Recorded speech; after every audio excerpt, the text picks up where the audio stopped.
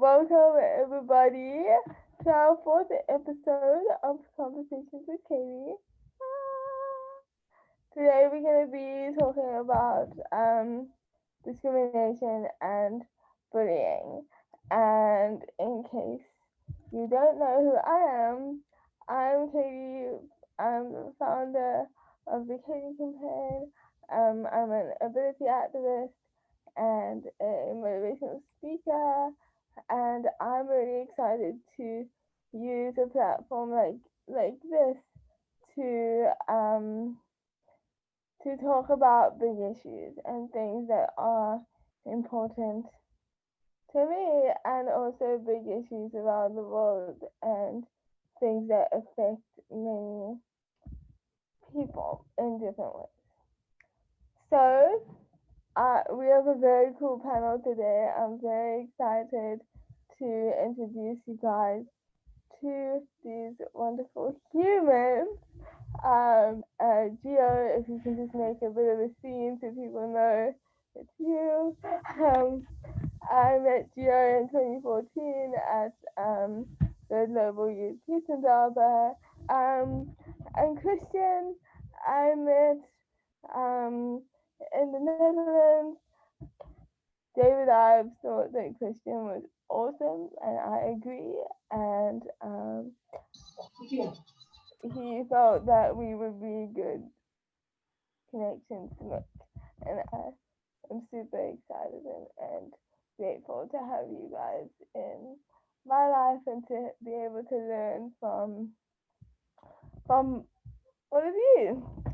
Um, the reason that I wanted to speak about discrimination and bullying today, why it's an important issue and topic to me, is that I am discriminated against regularly as a person with a disability, and I've experienced bullying in different ways throughout high school and just in life as a disabled person, and so it's personal to me, and I think that it's personal to a lot of people. It's an issue that a lot of people experience, and we don't talk about it enough, and we're not open enough about the effects and the impact of um, bullying and discrimination on people.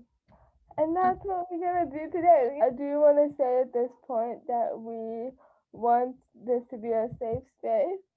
Um, so feel free to share what you're comfortable sharing.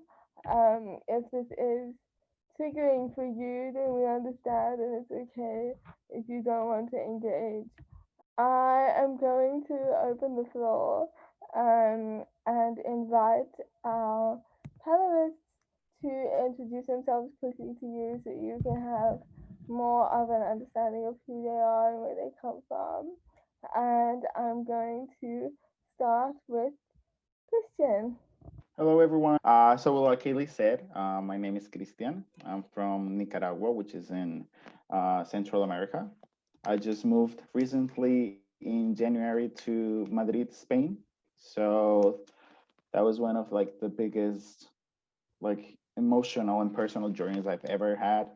Um, I work as a software engineer here in Madrid, and I had the pleasure of meeting Kaylee and Mama Zelda in 2015, if I'm not wrong, in Amsterdam, right? And then we continue on to Barcelona, and then we've seen each other probably a couple times in maybe Bogota, I think. So that was fun. I had David, she mentioned, David was the one that David Ives introduced us, and we've been really good friends ever since. We practice Spanish every now and then to help Kaylee with her Spanish, and that's it. I'm going to be talking mostly about my personal experiences with discrimination or bullying and how I came to be the person that I am now and the support I had through my journey. And hopefully you'll feel, I don't know, just you can relate to any of the things I'm going to say. And thank you for coming. Thanks, Christian. So yeah. Kwe, ndaliwas niska bizuin, wabikuku kazuak dolna vemok, njiamadak mikuk. Naka ejibelida hazili beskar mukat nanga nizini waskwanno. Hello, everyone. My name is Geo Neptune. I am from the Passamaquoddy tribe at Indian Township, Maine, or the land that is currently referred to as Maine. So to give you a little bit of background, the Passamaquoddy are indigenous peoples to what is currently referred to as the United States and Canada. And many of us have not been removed from our homelands. So we are still living in our traditional territories, which are currently under occupation by the United States and Canadian governments. So I am here to talk a little bit about my experience. Chaeli already mentioned that we met at the Global Youth Peace Indaba of 2014 in Cape Town, South Africa, and then again in Barcelona at the World Summit of Nobel Peace Laureates, and have been able to kind of keep in touch with each other since then. But I'm going to talk a lot today. Well, I guess what I usually kind of talk about in my experience is kind of the experiences of discrimination that I received both as an Indigenous person and both as somebody who is LGBTQ, and kind of where those two places intersect for me, and how they overlap. So that's what I'm here to talk about today. Yeah. It's going to be a good discussion. Kind of exploring a few of the experiences that you have had and how they made you feel and how they impacted you. So, Gio, starting that conversation, and then we'll move to Christian later. Okay, well, way to leave it really open-ended for the first question. I guess, well, as I mentioned before, I grew up on, like, what is referred to in the American government system as a reservation. And my reservation is still referred to as Indian Township, and the word Indian is something that's still used in everyday governmental procedures in my community and even in the wider state of Maine.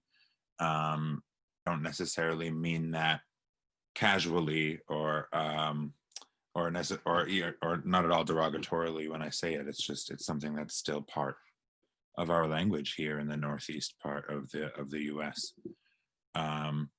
So living here on Indian Township and growing up on this reservation, I mean, I guess I never thought it was any different from growing up anywhere else. But I did know that when I was much younger, I was much more shy and much more in my shell, because I knew that I was queer. And not only did I know I was queer, I knew I was queer and weird. So I didn't want to, like, I was already the weird kid. Like, I didn't need to be like the gay weird kid on top of it. So I just tried to, keep it all in. And then by the time I got to high school, I kind of went away from the reservation from high school. And I kind of started to realize that was when I realized how different my childhood was, because I was all of a sudden in a boarding school with a bunch of rich white kids. And they expected me to be a rich white kid as well, because I had a similar skin tone to them. Like, they didn't know anything about Native people in Maine. So, like, as far as they knew, like, and in the United States, it's really, really common for people to be like, oh yeah, my great grandmother was Indian or was Native. And, like, people kind of expected that was kind of the case with me, like, not realizing that, like, I actually came to the boarding school from the reservation. So it was interesting in that way, having that culture shock, and like trying to like fit in in this higher academia, and like, you know, with kids of a higher social class than I came from. In terms of like experiencing a lot of discrimination for being LGBTQ, it wasn't as much as when I was a kid. I mean, there was the occasional middle school bullying, but I didn't feel like I was any more targeted than anybody else was. You know, just being teased every once in a while. But I became much more bullied for being LGBTQ as an adult than I ever did as a kid. Now that I've come out as transgender and as non-binary, and have recently gotten some national and international attention for being elected to my reservation's school board. I've gotten all kinds of bullying from adults online. And, you know, really just some terrible things that have been said. I mean, there have been,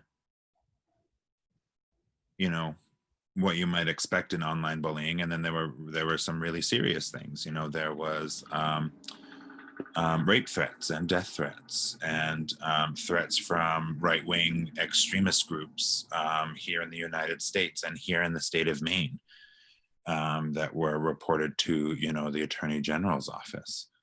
The thing I found most amazing about it is that, you know, nobody forgive my language, but nobody gave a shit about Indians in Maine before I got on school board. You know, nobody gave, you know, when our children were being taken out of our homes and being relocated into non-native families, nobody cared then. Nobody cared when our languages were dying or when our cultures were dying. And now all of a sudden, everybody's worried about the future of Native kids that they don't even have say over in their district. All because my community voted for me. I think it's like all of these experiences have really shaped me in a lot of ways. I've always kind of been the kind of person, a little bit contrary. Like if somebody told me I couldn't do something or I couldn't be something, it just strengthened my resolve even more. You know, anytime somebody tried to like suppress something about me, like, I mean, I did it when I was a kid, but by the time I got to high school and college, it was like, oh, you don't want me to act this way, even though I enjoy it, or you don't want me to wear this article of clothing. You don't want me to do this, even though it has nothing to do with you. It almost really kind of strengthened my resolve in it. You know, because I guess I don't understand like why people get in such a hoot if I want to wear a sundress, or if I want to dress up and do a fabulous photo shoot in the Blueberry Barrens, which I have photos to show everybody later. Yeah. So they definitely, I mean, they're hard, and there have been times where it's really negatively impacted my mental health.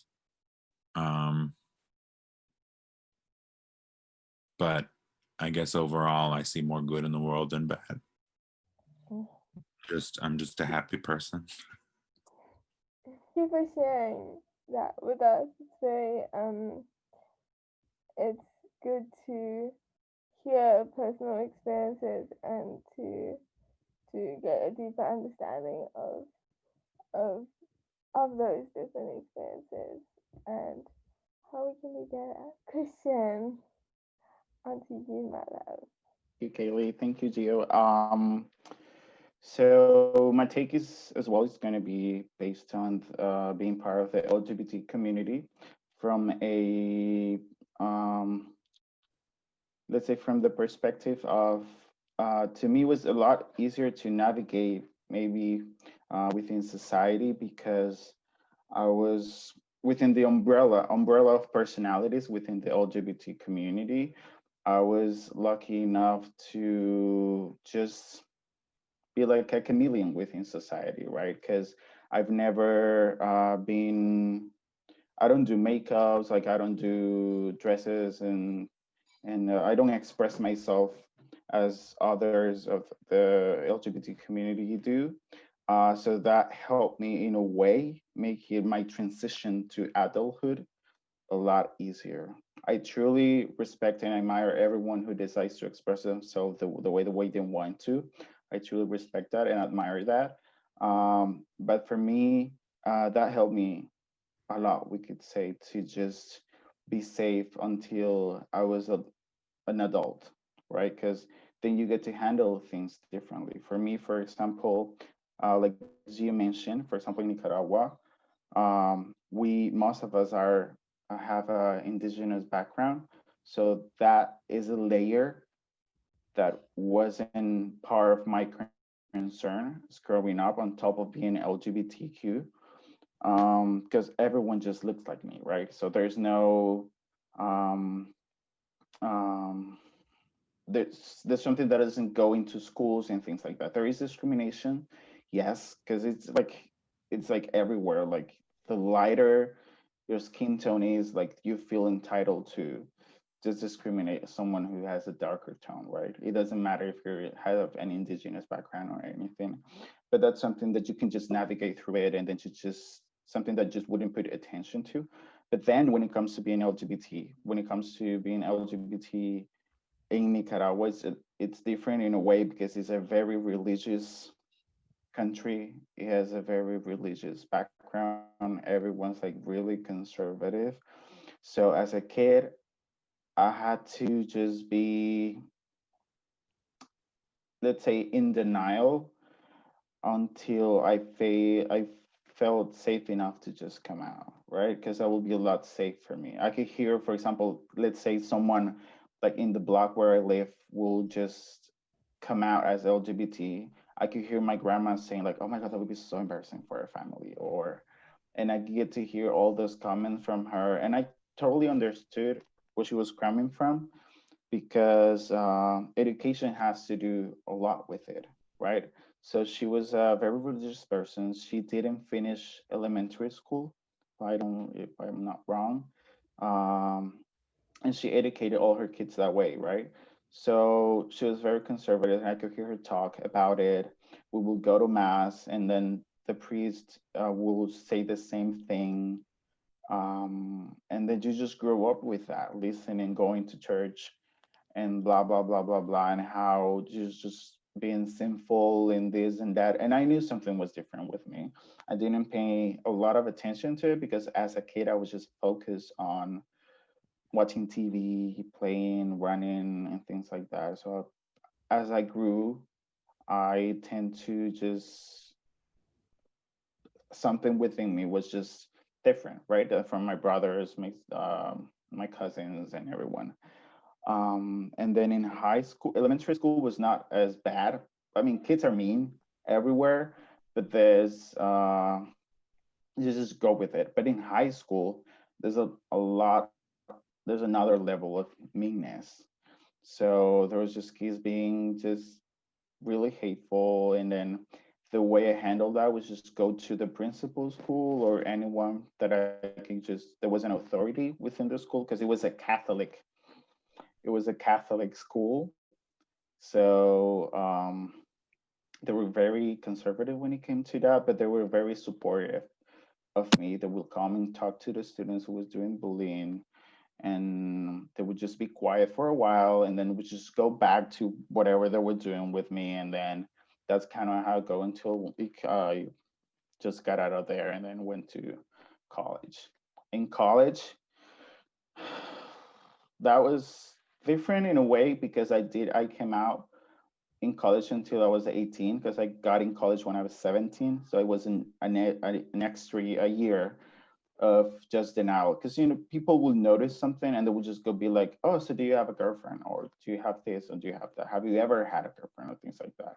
And I will always say, yeah, like, I would just lie about it. People will notice that I was lying. They would just do it to make fun of me. um but then in high school, in college, I would say the situation that was the most awkward for me was when a professor, someone who's an authority, noticed, and he, by the end of the course, he Well, through the course, he was trying to make me, he would joke about me kissing one of my female classmates, right? Just to make fun of me, like in front of the class. And he was like, okay, you're gonna have to, he told me, like, you're gonna have to do it by the end of the semester. If you don't do it, you will fail the class. And then people would just laugh and, and I wouldn't care. Like, I thought he was just joking about it. I didn't know he was serious. But when the time came, he did like just like what we're doing now. It was just in the classroom. So, Christian, the time has come. I have your grades here. So if you want to pass, you're gonna have to do what I mentioned you will have to do by the end of the semester. And then I was shocked because I thought that was not going to happen. But then I refused to do it. He couldn't force me. Um, and then he said, okay, so everyone passes the class if Christian fails. And then he just grabs his books and goes to his office. I couldn't afford to fail a class because I had a scholarship that will pay for my dorm. Because I live in Managua, I went to college in Managua, which is the capital of Nicaragua. But I'm from Leon, which is like 2 hours away. So if there was a student who lived that far away, he will get or she will get scholarships for dorms so they can sleep in, they will get you food and things like that. So that was a scholarship. You have to have a certain GPA, and if you fail a class, then you're done. So they would just kick you out, you lose your scholarship and things like that. So that happened. And I couldn't do anything. I didn't have the support of my classmates because everyone was just laughing and I was just happy that everyone passed with me. Uh, and I couldn't, like I said, I couldn't afford to fail a class. So I went to his office and we just talked about it. Like, you cannot do this to me, like blah blah blah blah blah. And the thing is, because it's a public school, it's very government oriented. So there's a lot of uh, protocols and hierarchy and things like that. So let's say if I go and report him to whoever I have to go to report this professor misbehavior, um, they would just switch to another professor. They will give me an exam, and then if the professor is friends with the professor I reported, then something nasty could happen. Like, he would just fail me again, right? So I had to go through a very political way. I could say, okay, I can take a 60 because 60 points is like the minimum you can have to pass a class. So I said, I'll take the 60. Please don't do this to me. I have a scholarship. I cannot afford to just, you know, start paying rent and things like that. And then after like 1 hour, he was just laughing at me and they say, okay, you get 60. And then he just sent me over. And I was just happy that I didn't fail. But to me, that was one of the experiences that actually kind of prepared me for what the world would have for me once I ended college. So some professors were not okay with it, but there's nothing they could do about it.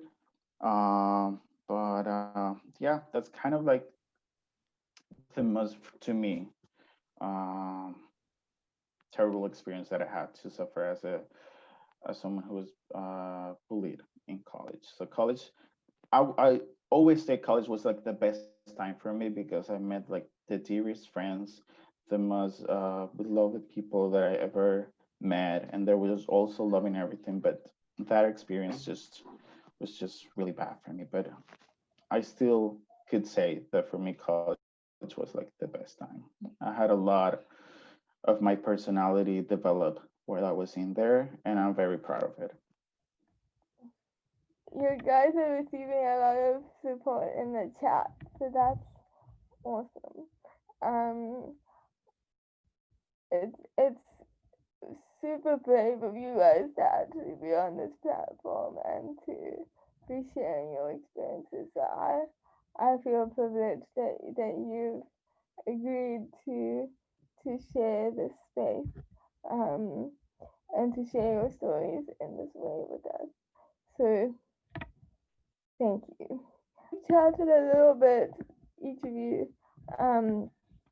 about some of the coping mechanisms and like survival techniques that you sort of found and created to combat the discrimination and bullying that you've experienced. If you can just speak a little bit about what those have been, and also how you have, in the face of all this discrimination, how you've sort of managed and decided to live your truth and to embrace who you are fully in the face of those experiences. Because I think that would be really helpful to people to kind of motivate people to be less judgmental and more accepting of people. So, well, I think that one of the best coping mechanisms that I'm able to have, or that I'm privileged to have,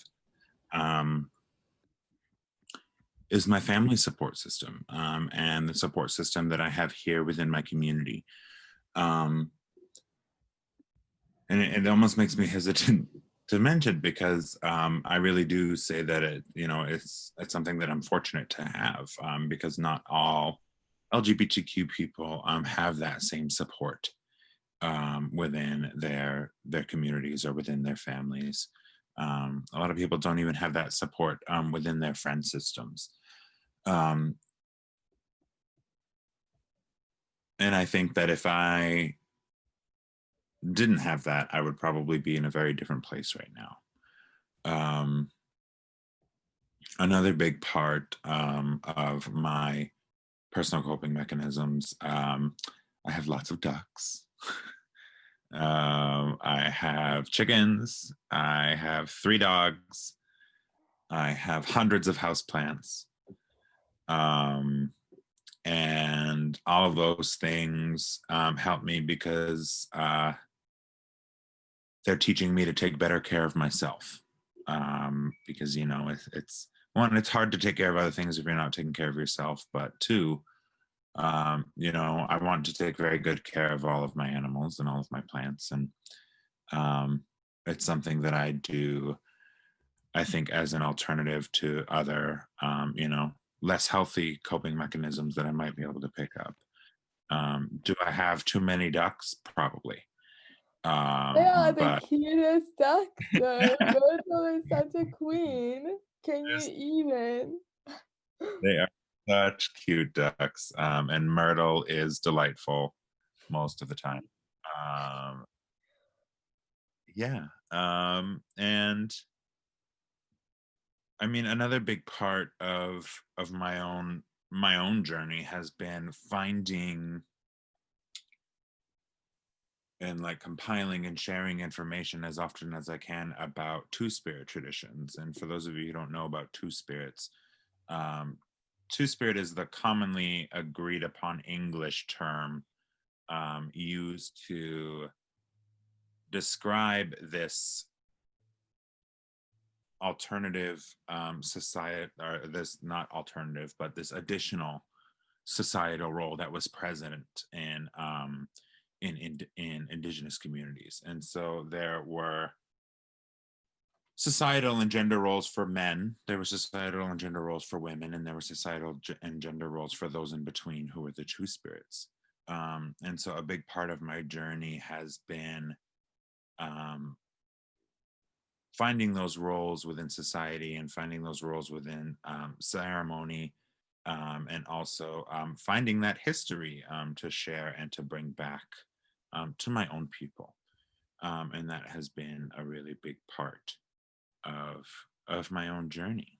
And I think especially right now with the political atmosphere as it is in the United States, it's even more terrifying on a day-to-day basis. And as we get closer and closer to November 3rd, it's just like It's like somebody's got a vice grip and they just keep squeezing. And they're just slowly, uh, oh my God, it's terrible. Yeah. Then I feel like the whole world is just watching us like what the hell is what is going on over there? What is happening? And I'm here to tell you, we don't know.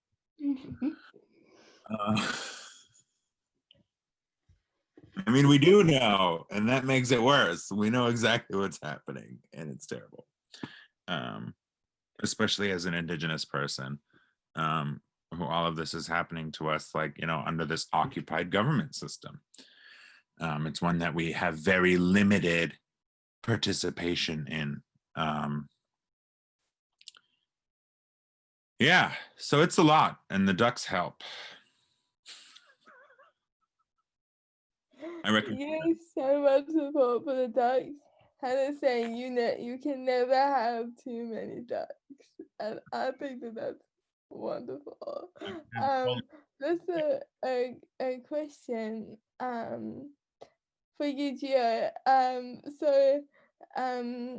There's been a lot of hate towards you online, and it's a lot easier for people to kind of to spew hate when it's anonymous and when it's not in person. But do people come up to you and confront you in person? Does that happen regularly and like at all? And how do you handle that then? If it does? Well, I am, to give everybody an idea of my physicality, I'm a 2 meter tall, Indigenous, very large framed Indigenous person with tattoos all over my body. So the answer to that question is a resounding no. People do.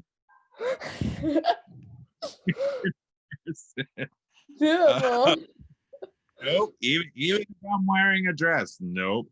Nobody. I mean, maybe I'm gonna take that on. I'm gonna be small and petite and easier to pick on, or like I don't know what it is, but I mean, I've definitely had people, you know, people stare all the time, Yeah. and it's, I don't mind kids staring. Kids are kids.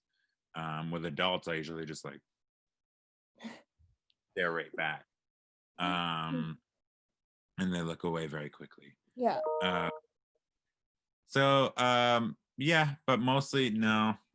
It's mostly just online. I've never had people really speak out against. I mean, I don't have any. Where's some wood? Knock on wood. Oh, sorry, it was just me. My dog is freaking out. I think that's amazing, kind of, that you can be out in the world and not have people come up and bother you. That's kind of amazing. The whole staring thing, I think, is very common, and I think that happens with any kind of diversity. I mean, I'm in a wheelchair, so I experience the world differently, and I have a lot of people staring at me all day, and I'm like, hello, I hope you're having a good Saturday. And they get confused because I'm speaking and I'm not supposed to be able to do that. And so I think that it's important to kind of to in some ways embrace the eyes and to acknowledge that often those eyes are not judgmental eyes, they're curious eyes. And I think if just personally, if I approach it that way, then the way that I react to it is different. Because I'm not assuming automatically that they're judging me. But that's hard as well to do that. Yeah. Yeah. There's also a comment that changing the mindsets should be possible through school programs and policy. And I think that that's really important to have policies that are protecting people and protecting people's rights to be diverse and to be who we are. But there's a lot of work that has to go into that to make it implemented and to have those policies have lifespans that are not just in the drafting, but also they live in society as well, not just as paperweights, as a lot of them are. Christian, can you share with us some of your methods to embrace who you are and living the way that you want to? They're not different than the ones that, for example, as you mentioned. Could say for me at first it was, as I was a kid, all the way from elementary school, my family in high school, it was denial. So that was a survival technique I had to use to just stay, to keep my mental health up to 80% or something. And saying no didn't hurt myself at the time. Then when I came out to my friends and then I came out to my parents, what actually helped me a lot was choosing friends. That to me, I think is a very good survival technique if you want to go through, you know, any issues you want to talk about. Your friends are there for you. So choosing your friends actually kind of helped me a lot. People would just, let's say, just not agree with who I am, but actually just supports who I am, right? Because there's two things. There's people who had their own mindsets, they have their own backgrounds, they have their own agenda. But as a friend, they're willing to compromise some of the things they believe in just for you. So that's the kind of friends you want to, right? And also the ones that fully support you. So there's people who you can just talk to, because at first I had to come out to my friends because I couldn't talk to my parents. So I had to talk to them, and they were all very they accepted me for who I was. And when I decided to come to my parents, I was just very scared because I don't know. I waited till I, I waited till I was close, just like a 6 month away from finishing college. So in case they kick me out of the house, I would have to be like without a job for a really long time so that I can support myself, right? So I just had to wait all the way till the end so that I can come up to them and be safe about myself, right?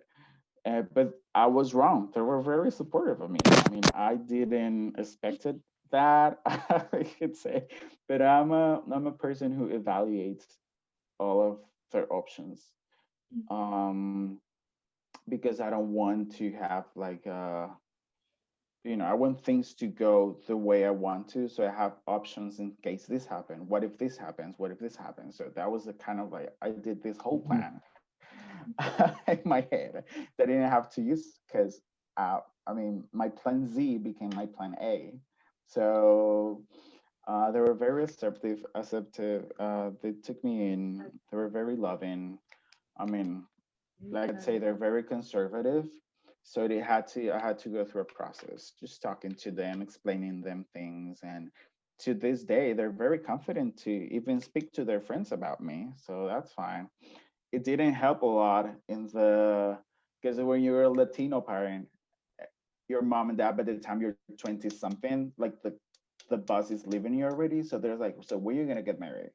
So I wasn't as a man, I didn't expect to be this demanding of me, but it didn't help me in that way. So, but they were very loving. They're always wondering when I'm gonna bring someone home, and my brothers are very supportive of me. They love me a lot, and they're also wondering when I'm gonna bring someone home. I mean, this I came with this old Latino traditions, and it's just a lot.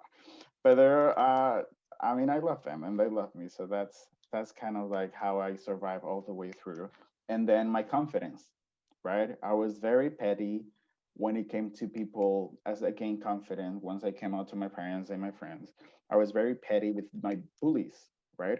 So I was very confident. It didn't bother me, and I showed them it didn't bother me. So they eventually just stopped, right? They just do like once a year kind of joke, and then they just move on, right? So confidence, at first denial, then choosing my friends, then family support, and last and not least, confidence in whoever and whatever you are. So that to me was kind of like what kept me afloat until today, and it helped me prepare for what society had to for me to any issue actually, just not being an LGBT. There's a lot of crazy things going around the world, and you cannot like with all of this that had happened. I kind of feel all the pressure and stress I went through my young life uh, helped me to be patient, um, to be hopeful, and for whatever will come next, right? So that's kind of how I take things now. It became my confidence, my family, my friends, and my pettiness became just me. So that's kind of how it goes. That's amazing. I think it's so great that you had this whole roller coaster journey and you've come out in this space of love, and that's amazing. And that's something that we should really be celebrating. I think it's really interesting because Gio is saying that they had a really similar experience preparing for the worst. I think that this is anybody that experiences discrimination in any sort of way for any reason does this for some reason. We kind of prepare for the worst response. Um, I had this in high school when high school was really hard and I wasn't really going to school that much, and I had prepared for every possible response that I could like fathom, and any response that anybody would have for me except the one that I got. And when I got that response, I didn't know what to do. I had no plan. It was like, I don't know what I'm doing in this space now. And I think that yours was super positive, and that's amazing. I think coming out is such a powerful thing for people to do. I think that people should not need to come out. People should just be able to be who they are. And I'm very lucky that I've grown up in a space where whatever you are, whoever you feel you want to love is cool. And so I take on that attitude with other people. And I feel really privileged that I have friends who don't need to come out to me. They just introduce me to their boyfriend or their girlfriend or whoever they're dating. And that's really special. I think that that's one of the coping mechanisms that I've had is you build strong relationships with the people around you who you trust, who you feel can build the army that you need to combat the world, and you go forth together with those people. And it's okay if you start that group small because you know that that group is backing you 100%, and that you don't need thousands of people to feel full and to feel supported. Thank you for that. Gio, we have some requests for fabulous pictures of you and also of your menagerie. That I don't Okay. have pictures of my menagerie, but I'm gonna drop my Instagram in Yes. so that everybody can. Everybody can follow because it's dark, heavy, and it's wonderful. It's definitely, and I can share my screen to show you. Host, you disabled screen sharing. Oh, I'm sorry. I'm gonna make you the host right now so that you can show people things. I am the host now. Ooh. Do you feel powerful? Powerful. Okay, so here are the photos. Let's see if we can get, there we go. So recently I devised this whole photo shoot after going on a very large shopping spree in honor of my own birthday for buying clothes from my friend Jamie Okuma. So Jamie Okuma is an indigenous designer, and she designed this printed dress with all of the dentilium shell butterflies.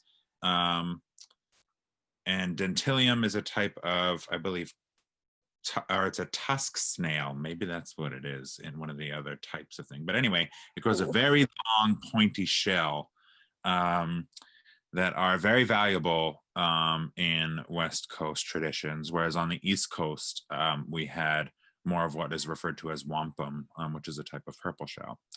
But that is what is all over the dress, printed all over the dress. And then my earrings and the photo and what I'm wearing right now are actually made from dentilium and embroidered porcupine quills. So you can see the porcupine quill detail here. I did this photo shoot because I wanted to, because I got a new dress and I wanted to feel fabulous. And I have a friend who is a photographer. So we got together and we did these photos. We went to a couple of different locations. So I wanted to do my makeup to have a very beautiful face, but not go for what is considered a very typical, I guess, quote unquote, full drag look. I guess I would still call this drag in a way because, I mean, everything is drag. Everything is drag. So I wanted to like kind of not cover up myself too much. I wanted myself to shine through. So I left a lot of my stubble, did like mostly contouring on the top part of my face to kind of let, I mean, I guess my 21st century two-spirit identity shine through in these photos. And we had a lot of fun. And I really like my drag to not only remind people that Indigenous people are still here, that Native American people, Passamaquoddy people are all still here, but that we are living, breathing, evolving people. Like, you know, we're not totally cut off from the world. I think one of the most often asked questions that I'll get and other Native people will get is like, do you live in a teepee? And we're like, no, we didn't even have teepees. That would be horrible in the Northeast. It's too wet. You would have a very moldy teepee. So, and also I want to bring this aspect to drag that doesn't just paint Native people in plain style headdresses and ripped fake buckskin. You know, our fashion was always so much more than that. It was never that simple and never that kind of just thrown about and ripped and wild looking. I mean, Native art, Native fashion. There's my fuck you ring if you look very closely. I love it. I think we all need one of those. But Native people have always had all across intricately decorated clothing, intricately decorated jewelry, beautifully decorated tattoos. And it was something, you know, it was not just almost Baroque like in the amount of detail, but everything was couture. Like now all of these fashion designers like, oh, everything's handmade, it's couture, everything's sewn on piece by piece. I'm like, oh, so you just mean what my ancestors did anyway. Yeah. So, indigenous people were the first couturiers. And this is one of the shots on the Barrens. Fabulous. Came out better than my dreams ever possibly could have. It was, well, up until one of my recent tattoo photos, it was one of the most liked posts on my Instagram. But these photos actually caught the attention of a writer from Vogue. So now there is a fashion writer from Vogue that follows me. Hi, Christian, if you're watching. I know you're not, but we'll be one day. Like everything he writes, because he does a really, really amazing job covering Native fashion. This is my favorite photo. Yeah, if you want to put that a link to his articles, that would be really cool as well. Yeah. If anyone wants to share. I can actually, I will drop his name in the chat as soon as I stop sharing the screen, because I don't think, can I? I'll drop both the fashion designer, the person she collaborated on the earrings with, and the writer, so that you can follow him and look for his stories on Vogue. Had so much fun with this photo shoot. My best friends and I had one person assisting me, making sure I didn't fall over, carry my boots when we were walking out onto location, and then the photographer, who was my other best friend. We went and did it and had fun, and it unexpectedly blew up, and now who knows what else is going to come from it. Awesome. I think that that's when the greatest things happen, and it's when we're not expecting it and we're just having a good time and we're just living. I love this so much. It is everything. I think that it is just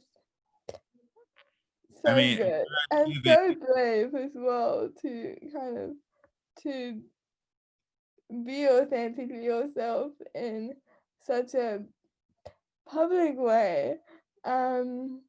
Is amazing, and I'm super excited that I get to say that I know you guys and that I can like call you guys colleagues and friends, and we get to take on the haters together.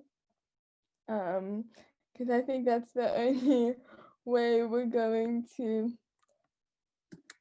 survive, is if we find ways to stay together and to embrace our diversity in a more powerful, positive way. Keep us sharing the photos. I think it's really awesome that we've had the opportunity to see how your authenticity is shown in reality. And so now, thank you so much to you, Gio, and to Christian for sharing your stories with us and for bringing more light to a really under the radar topic. I think it's been super valuable and eye-opening for what I would love from you now is some feedback. So tell us, what was your big discussion about? The main point. So we had a very interesting discussion. I think I have a really bad memory, so if I forget anything, someone stop me. But our main points were obviously education, which is a big part of addressing discrimination and bullying, and history. Like a lot of countries, depending on where you live on, they like to show themselves as the good guy. And so maybe we need to be focusing on teaching kids about what happens around the world and showing it as it is, rather than showing yourselves as the good guy. And the example I used here was, I live in the UK. So the only history we learn about is about kings and queens and World War II. We don't learn anything about colonialism, anything else, and we really should be getting a lot more education. And it's also about, we also talked about how we need to accept ourselves, and we have to find a way to accept ourselves before we can address people who are bullying us, and how within our communities there's discrimination. For instance, in the LGBTQ community, it's one thing to be gay or lesbian, but it's another thing to be transgender, and you find that often within communities people are being marginalized, and that needs addressing as well. But yeah. Awesome. Thank you. 100% agree with all of those things. Um, Two was Sophia. Share with us. Yeah. So Gio talked about education a lot. Um, education about anti-discrimination, racism, about indigenous people and two spirits. Hannah mentioned that in her school she actually has clubs where they discuss this stuff. And actually, in the Portuguese system, we are forced to talk about it because we have classes for it.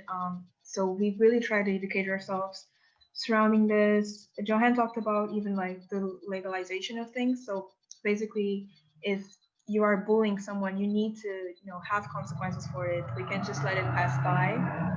Sorry for the noise.